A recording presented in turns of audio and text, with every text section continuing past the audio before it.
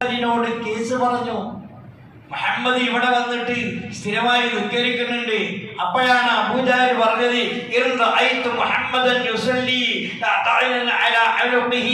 ഇന്റെ മുന്നിൽ വെച്ച് മുഹമ്മദ് ഇവിടെ സുജൂദ് ചെയ്യണ ഞാൻ കണ്ട പോലെ പേരടിക്ക് ഞാൻ ചവിട്ടും. അപ്പോഴാണ് അല്ലാഹു തആല ഈ ആയത്തിറക്കിയത്. നീ ആരാണ് എന്റെ അബ്ദിനെ ചോദ്യം ചെയ്യാൻ? നീ ആരാ?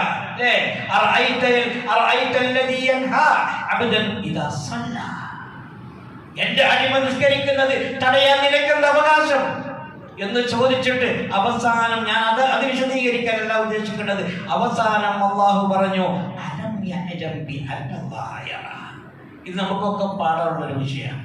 അല്ലാഹു തആല എല്ലാം അറിയുന്നവനാണ്, എല്ലാം കാണുന്നവനാണ്. പടച്ച തമ്പുരാൻ റഖീബ, അല്ലാഹു റഖീബ. ഈ ഒരു ഓർമ്മ നിങ്ങൾക്കുണ്ടാവണം, എല്ലാവർക്കും ഉണ്ടാവണം. അല്ലാഹു നമ്മളെ കാത്ത് രക്ഷിക്കുമാറാവട്ടെ. അല്ലാഹുവിനെ മനസ്സിലാക്കി ജീവിക്കാൻ അല്ലാഹു നമുക്ക് തൗഫീഖ് ചെയ്യട്ടെ. സയ്യിദുനാ ഉമർ ഇബ്നുൽ ഖത്താബ് റളിയല്ലാഹു, എല്ലാ വിഷയത്തിലും അതുണ്ട് കേട്ടോ, എല്ലാ വിഷയത്തിലും അതുണ്ട്. ഇനിയിപ്പോ നമുക്ക് 4 മക്കളുണ്ട് എന്ന് വിചാരിച്ചു, 4 മക്കളോടും ഒരേ നീതിയിൽ പെരുമാറണം, ഒരേ രൂപത്തിൽ. ഇമാം ബുഖാരിയുടെ സഹീഹ് ഉദ്ധരിക്കുന്ന, ഇമാം മുസ്ലിമിന്റെ സഹീഹ് ഉദ്ധരിക്കുന്ന ഒരു വലിയ ചരിത്ര സംഭവമുണ്ട്. ഇൻഷാ അല്ലാഹ് നമുക്ക് സമയത്തിനനുസരിച്ച് അങ്ങോട്ട് കിടക്കാം. സയ്യിദുനാ ഉമർ ഇബ്നുൽ ഖത്താബ് റളിയല്ലാഹു അൻഹു ഇന്ന് പറയാൻ പോകുന്നത് ഒരു സഹോദരിയുടെ, 2 സഹോദരിമാരുടെ ഒരു വലിയ സംഭവമായ ചരിത്രങ്ങളാണ്. അതിൽ ഒന്ന് ഉമർ റളിയല്ലാഹു അൻഹുവിന്റെ കാലഘട്ടത്തിലും മറ്റൊന്ന് സയ്യിദുനാ മുഹമ്മദ് റസൂലുള്ളാഹി സ്വല്ലല്ലാഹു അലൈഹി വസല്ലം തങ്ങൾ ജീവിച്ചിരിക്കുമ്പോഴും സംഭവിച്ച 2 കാര്യങ്ങളാണ്. സയ്യിദുനാ ഉമർ ഇബ്നുൽ ഖത്താബ് റളിയല്ലാഹു അൻഹു രാത്രി പെട്രോളിംഗ് ആരംഭിച്ചതാരാ? ഉമർ റളിയല്ലാഹു അൻഹു ആണ്. ഭരണാധികാരികൾ രാത്രിയിൽ സഞ്ചരിക്കുക, എന്നിട്ട് ഭരണീയരുടെ ആശങ്കകൾ അകറ്റാൻ എന്ത് ചെയ്യണം, എങ്ങനെയുണ്ട് എൻ്റെ ഭരണീയരുടെ ജീവിത അവസ്ഥ എന്ന് മനസ്സിലാക്കാൻ വേണ്ടി രാത്രിയിൽ നടക്കുന്ന സ്വഭാവം തുടങ്ങി വെച്ചത് സയ്യിദുനാ ഉമർ ഇബ്നുൽ ഖത്താബ് റളിയല്ലാഹു അൻഹു. അതെ, അങ്ങനെ പോകുമ്പോഴാണ് അലാ ത്വാല ഹാദൽ ലൈലു غزو الرجانب وليس إلى جنبي خليل أجانب فوالله لولا الله تخشى عواقب لزعزع من هذا الشرير جوانب. ഒരു പെൺകുട്ടി ഇങ്ങനെ അറബിക്ക് ഇങ്ങനെ പാട്ട് പാടുക.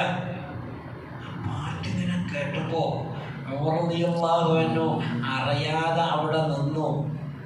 എന്താ പാട്ടിന്റെ അർത്ഥം എന്നറിയോ? വല്ലാത്ത രസമുള്ള പാട്ടാ. എന്താ? ഈ രാത്രിക്ക് എത്ര ദീർഘണ്ട്, നേരം കെട്ട് വെളുത്തിട്ടില്ല. അങ്ങനെയാണല്ലോ ഉറക്കം വരാഞ്ഞാൽ രാത്രി 2 കണ്ടായി തോന്നും. അങ്ങോട്ട് തിരിഞ്ഞും ഇങ്ങോട്ട് തിരിഞ്ഞൊക്കെ. പക്ഷെ ഈ പെണ്ണിന് ഉറക്കം വരാത്തതിന്റെ കാരണം എന്താണെന്നറിയോ? ഈ പെണ്ണിന്റെ ഭർത്താവ് കൂടില്ല.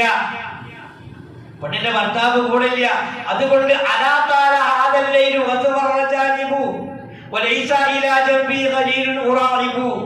എന്റെ കളിക്കൂട്ടുകാരനായ എന്റെ പ്രിയപ്പെട്ട ഭർത്താവ് എന്റെ അടുത്തുണ്ടായിരുന്നുവെങ്കിൽ എത്ര മനോഹരമായിരുന്നു ഈ രാത്രിയിൽ എനിക്ക് ഉറക്കം വരുന്നില്ലല്ലോ.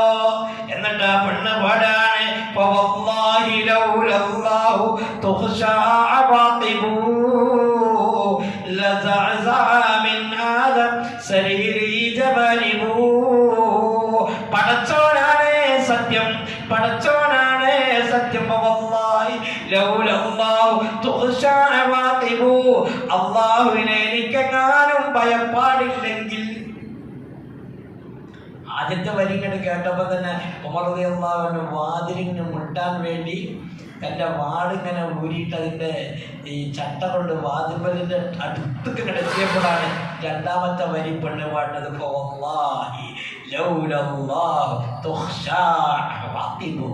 എൻ്റെ റബ്ബിനെ എനിക്ക് പേടിയില്ലായിരുന്നുവെങ്കിൽ എൻ്റെ കട്ടിലിൻ്റെ കാലുകൾക്ക് ഇളക്കം സംഭവിക്കുമായിരുന്നു. എന്നുവെച്ചാൽ അതിൻ്റെ അർത്ഥം മനസ്സിലായല്ലോ. അതിന്റെ അർത്ഥം മനസ്സിലായല്ലോ. എന്റെ കട്ടിലിന്റെ കാലുകൾക്ക് ഇളക്കം സംഭവിക്കും. ഞാൻ ആരോഗ്യമുള്ള ചെറുപ്പക്കാരനെ വിളിച്ചു വരുത്തും. പക്ഷേ എനിക്ക് രണ്ട് കാര്യം, മഖാഫാത്തു റബ്ബി വൽ ഹയാഉ യറുദ്ദുനി വഇക്റാമു ബഹ്ലി അൻ തുനാദാ മുറാഖിബു. എനിക്ക് ഒന്ന് രണ്ട് കാര്യത്തിൽ വല്ലാത്ത ബേജാറുണ്ട്. അതിൽ ഒന്നാമത്തത് എൻ്റെ റബ്ബിനോടുള്ള ഭയപ്പാടാണ്. ഞാൻ തെറ്റ് ചെയ്യാത്തത് മഖാഫാത്തു റബ്ബി. മറ്റൊന്ന് വൽ ഹയാഉ, ലജ്ജയാണ്. നാളെ പടച്ചോന്റെ മുന്നിൽ കൊണ്ട് ഹാജരാക്കുമ്പോ അലം യഅലം ബി അന്നല്ലാഹ യറാ, എല്ലാം കാണുന്ന മനസ്സിലാക്കുന്ന റഖീബായ പടച്ച തമ്പുരാന്റെ മുന്നിൽ ആളുകളെ ഹാജരാക്കുമ്പോ എന്നെ അവിടെ വെച്ച് തൊലി ഉരിഞ്ഞു കളയല്ലോ. ലജ്ജ ഒരു വലിയ വിഷയമാണ്. ലജ്ജ പോയതാണ് ഇന്നത്തെ കാലത്തെ ഏറ്റവും വലിയ വിഷമം. ലജ്ജ, നാണം. അത് ഇസ്ലാമിൽപ്പെട്ട ഒരു കാര്യമാണ്. ലജ്ജ ഉണ്ടായിരിക്കുക എന്ന് പറഞ്ഞാൽ അതൊരു സൗദാ ബീവി റളിയല്ലാഹു അൻഹ, നബി സല്ലല്ലാഹു റളിയല്ലാഹു അൻഹ, നബിയുടെ ഭാര്യയാണ്. 63 വയസ്സുള്ള, 53ാമത്തെ വയസ്സിൽ കല്യാണം കഴിച്ച മറ്റു ഭർത്താക്കന്മാരുടെ കുട്ടികളൊക്കെ ഉള്ള ഈ സൗദാ ബീവി റളിയല്ലാഹു അൻഹ നബിയുടെ ഭാര്യ ആയതിനു ശേഷം പിന്നീട് അങ്ങോട്ട് ജീവിച്ചതിന്റെ ആ ജീവിതത്തെ പറ്റി പറയുന്നുണ്ട്. സൗദാ ബീവി ഹജ്ജിന് പോയി വന്നിട്ട് പറഞ്ഞു, ഇനി ഞാൻ പുറത്തേക്ക് തന്നെ ഇറങ്ങൂല, എൻ്റെ നിർബന്ധമായ കാര്യങ്ങൾ കഴിഞ്ഞു. മറ്റു ഭാര്യമാർ ചോദിച്ചാൽ എന്തേ? എനിക്ക് ഹയാറുണ്ട്, പേടിയുണ്ട്. നാളെ റബ്ബിന്റെ മുന്നിലെത്തുമ്പോ മുഹമ്മദ് നബിയുടെ ഭാര്യ, ഇതൊരു വല്ലാത്ത ചോദ്യചിഹ്നമാണ്. ഹയാവ് നമുക്കൊക്കെ വേണ്ടതാ. ആളുകൾ കാണുമല്ലോ പടച്ചവന്റെ മുന്നിൽ ഇതിന് വിസ്തരിക്കപ്പെടുമല്ലോ അള്ളാഹ് ഒരു ചെറിയ നാണം. അതില്ലാതെ കാര്യമില്ല. ഐഷ ബീവി റളിയല്ലാഹു അൻഹ നല്ല സ്വഭാവം എന്തായിരുന്നല്ലോ. നബിതങ്ങളുടെ ഒപ്പാത്തായി. ഐഷ ബീവിയുടെ നബിതങ്ങളുടെ കബർ എവിടെയുള്ളത് അറിയാലോ. ഐഷ ബീവിയും നബിതങ്ങളും താമസിച്ചിരുന്ന അതേ വീട്ടിലാണുള്ളത്. അതുകൊണ്ടാണ് മാ ബൈന ബൈതി വ മിംബരി എന്ന ഹദീസ് വരാനുള്ള കാരണം. ഐഷ ബീവി പറയാണ്, എൻ്റെ ഭർത്താവ് മരിച്ചപ്പോൾ ഞാൻ പല കോലത്തിലും ഞാൻ എൻ്റെ ഭർത്താവിൻ്റെ ഖബർ ഞാൻ സിയാറത്ത് ചെയ്തിട്ടുണ്ട്. എന്ന് വെച്ചാൽ പല കോലത്തിലും തലയിലട്ടല്ല, ചിലപ്പോൾ തലയിൽ തട്ടാൻ കാരണം എന്താ? അവിടെ പ്രശ്നം നിൽക്കണില്ല, എവിടേക്കും പോണില്ല. രണ്ടാമത് അതേ സ്ഥലത്ത് മറമാടിയത് എൻ്റെ പിതാവിനെ, അപ്പയും ഞാനത് ചെയ്തു. പക്ഷെ മൂന്നാമത് അവിടെ മറമാടിയത് അന്യപുരുഷനായ ഉമർ തങ്ങളെയാണ്. പിന്നീട് പേടിച്ച് വളരെ ഭക്തിയോടുകൂടെ എൻ്റെ ശരീരത്തിൽ എവിടെയെങ്കിലും പുറത്ത് കാണുന്നുണ്ടോ എന്ന പേടിയോടുകൂടെ അല്ലാതെ ഞാൻ പിന്നീട് സിയാറത്ത് ചെയ്തിട്ടേ ഇല്ല. കാരണം എനിക്ക് ലജ്ജയുണ്ട്, ഹയാ ഉണ്ട്. അൽ ഹയാഉ തുഹിഫുനി. എന്നിട്ട് ആ പെണ്ണ് ഇങ്ങനെ പാടിയിട്ട് അവസാനം പറയാണ്, വലാകിന്നനി അഖ്ശാ റഖീബൻ മുഅക്കരാ. ഇത് പറയാനാണ് നമ്മുടെ ആവശ്യം. ഞാൻ എന്താണ് ഇങ്ങനെ പേടിക്കാനുള്ള കാരണം എന്നറിയുമോ? അല്ലാഹു തആല റഖീബാണ്. അല്ലാഹു റഖീബാണ്, എല്ലാം കാണുന്നവനും നിരീക്ഷിക്കുന്നവനും അറിയുന്നവനുമാ.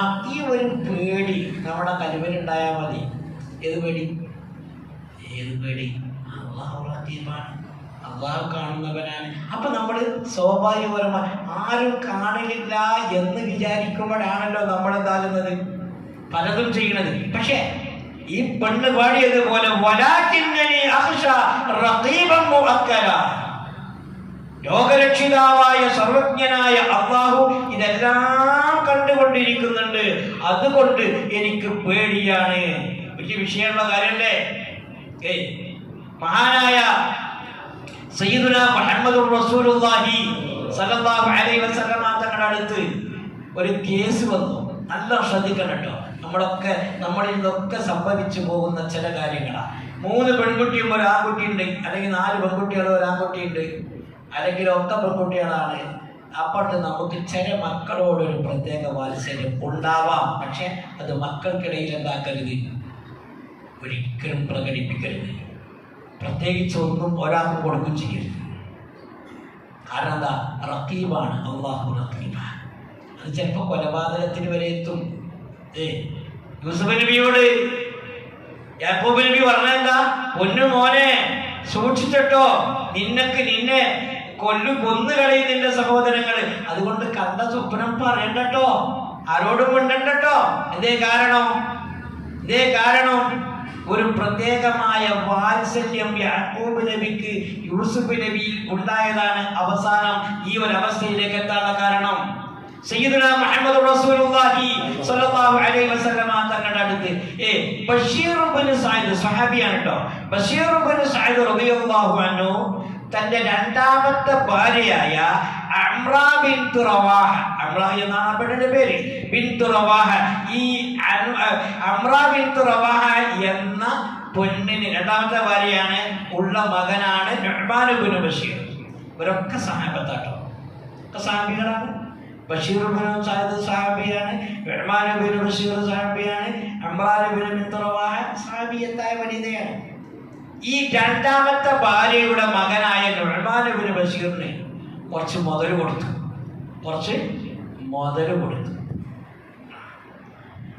എഴുതി കൊടുത്തു.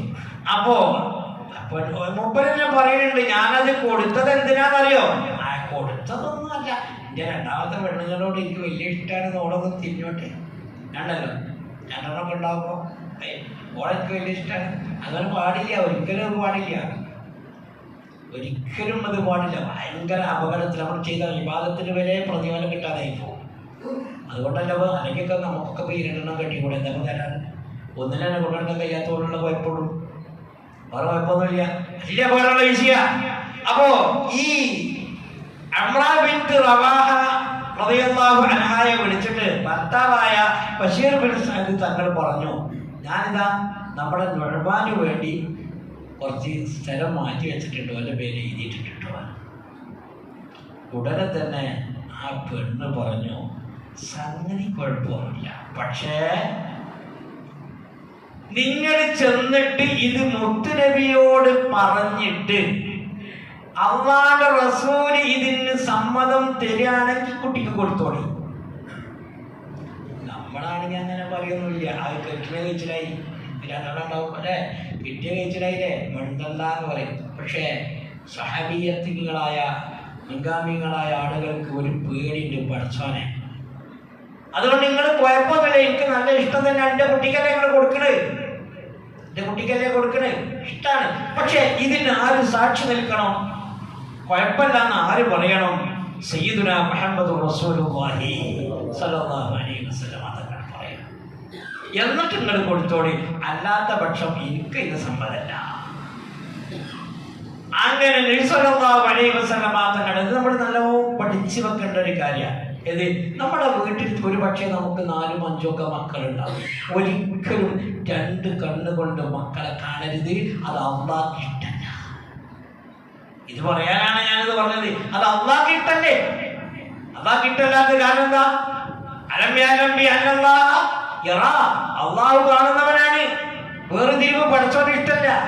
പക്ഷെ ഇബാദത്തിന്റെ കാര്യം വരുമ്പോൾ ചില വേർതിരിവ്